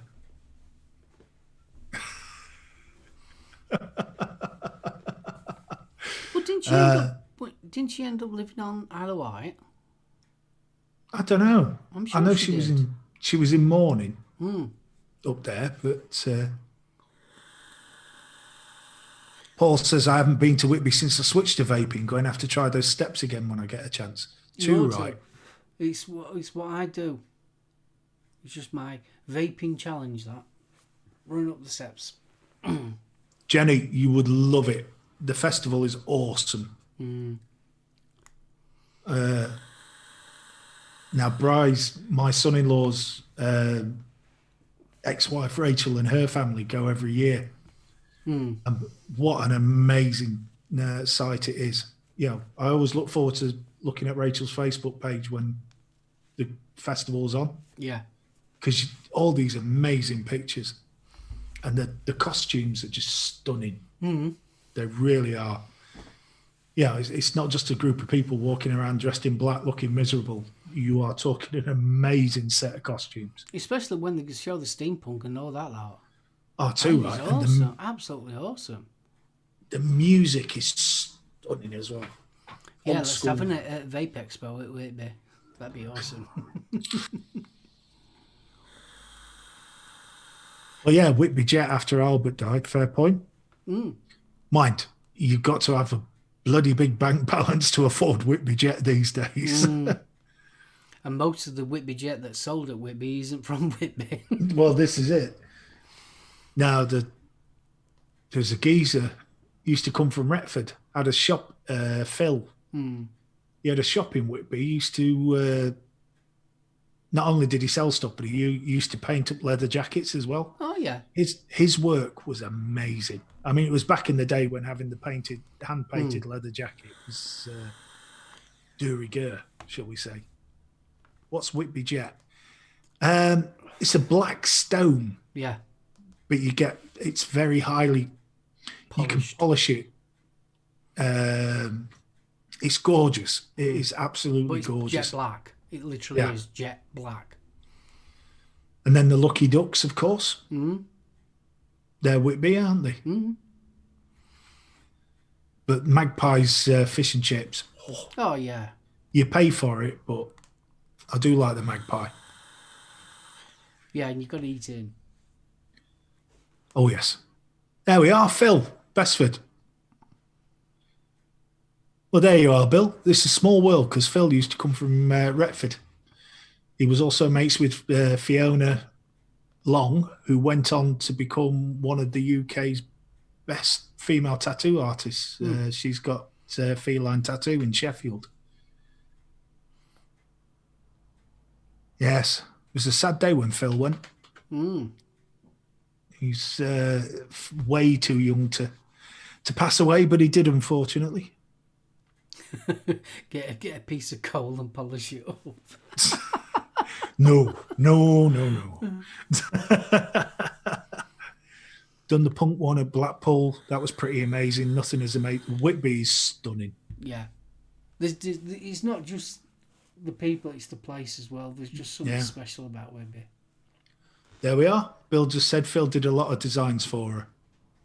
Those two together on the piss and the old son in Retford were a formidable force. See? Small world, isn't it? Of course it is. It's an absolute tiny little world.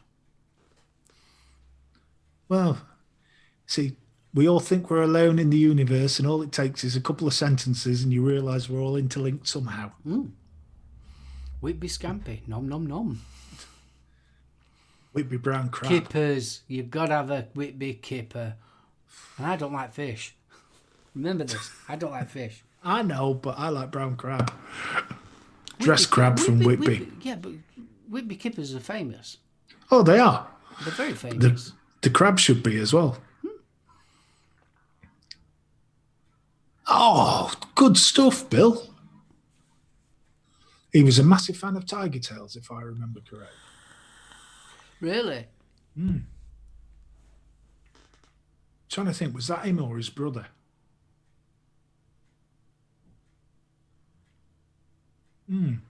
Anyway, community. That's all I keep saying. You're not kidding, Matt. That's what we are. That's what we are. Indeed. And it's 5-4. It's time to start wrapping up, young man. Blooming it, 5-4 already. Blooming it, that's gone quick. That has really gone quick. We've not even touched on the 50. No, we haven't, have we? Oh, Star Wars Day. Yeah, May the 4th tomorrow. May the 4th. That's why I'm wearing my t-shirt. Revenge of the 5th. Yes, I watched 1, 2 and 3 and Rogue One yesterday. So tonight I'll be watching Solo and 4, 5 and 6. And then tomorrow be 7, 8 and 9. As long as Amazon delivers my new one. It's you. Well, I've got my new Swede shaver coming from Amazon, so I'll be trying that out tomorrow. Ooh. So I'll be down to the bone for Thursday. Jenny says, I'm thinking about just leaving it. Ooh. Yeah, I'm thinking about getting the... You're going back to being Grizzly Adams again? Yeah. Jam finds me sexy. It's just something to hang on to, that's all. Don't know what you mean. No. And Ben will be watching the original trilogy tomorrow. Good on you, mate. If you didn't notice, Ben put in a good piece on the Facebook group about the restoration of the original versions without all the special effects. I must admit, I'd be interested. I wouldn't mind actually seeing them. Well, you can't get hold of them anymore, can you? Well, by all accounts, you can torrent them. Yeah, but the quality's a bit... The ones I've seen were a bit, yeah. But I triple dog dare you, SoulOhm, to do that. Grow it. have it. Have it large. And it's Vaping Pasty's birthday tomorrow. Ooh. Well, happy birthday, Vaping Pasty, for tomorrow. Oh, please do, Bill. I'd love to see it. Because Phil really was, he had a talent. The things he could do with the leather jacket were unreal. I've probably seen his artwork before. Phil's. To be honest, any metalhead round Worksop or Retford probably had a bit of Phil's on the jacket if they could afford it, because he used to do them. And then when he moved up to Whitby, I mean, God, the shop was awesome. It's pretty worn now. Well, it will be, mate. I mean, Christ. I'm thinking back to 93, 94. I probably knew him.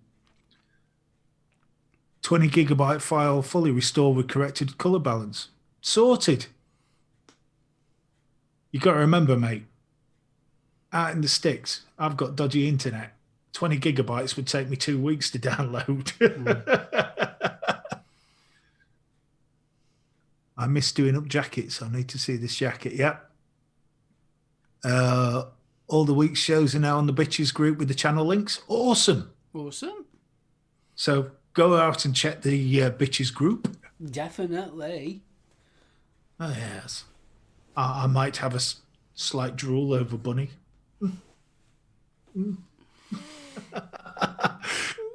I would say gaily, but Zan will beat the crap out of me next expo.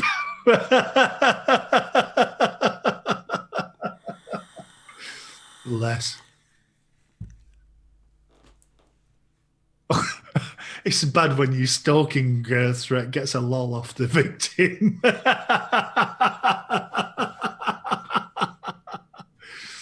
Oh, bless. Bless you. Sainty, you're a brave man. Right. Well, everybody that's joined us for our 50th, thank you so much.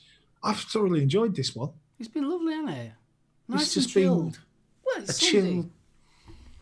And Darren wouldn't. No, Darren probably would. However, I can probably distract Darren with a large Formaggio Quattro. Yeah, thanks, Zan. I thought so.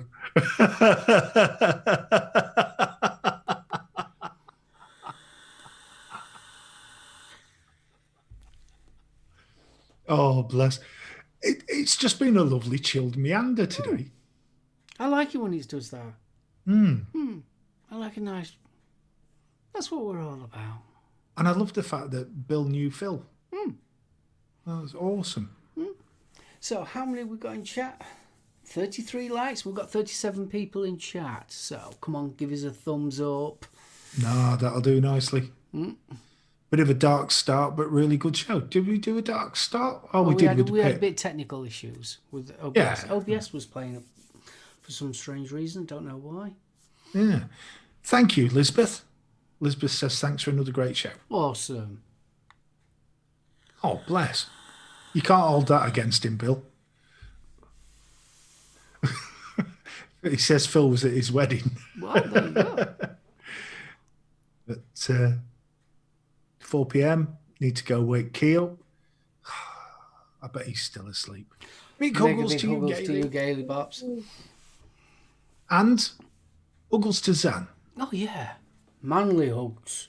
Don't you believe it? I'm having a crafty feel. Right. Oh, bless you. Thank you, Hephaestus. That's awesome, that. Festus says, great show today, gents. As always, it's what I look forward to. Makes my weekend great. Festus, Thank you so much. comments like that make our weekend. It really does. Right. Over to Mark. You can say your goodbyes. Over to me. Oh, okay. Thanks, Steve. Been awesome. I've been really nice, chilled out. Thanks, chat. I've been thoroughly enjoyed having a giggle with you guys. People on the replay, hello, and thank you for watching. Don't forget to give a thumbs up. I keep on saying that, but they do count, these thumbs up. So yeah. Right, I'm going to wrap this one up. Next week, I'm going to be doing the tank and this thing up for review. We've also got the live show on Thursday at 7 p.m. with me, Steve, and Chris, where I will be doing the questions. But aren't we changing it a little? Oh, yeah. Yeah. It's going to be so tune in. Yeah, I've got it all set out. I've got an actual set of cards, so you can pick your topic. Oh, yes, you'll have a choice of topics. And I'm going to be asking individual questions instead of group questions. So, yes, it's going to be interesting on Thursday. Bloody hell, we've gone University Challenge. Oh, yeah. Hodson.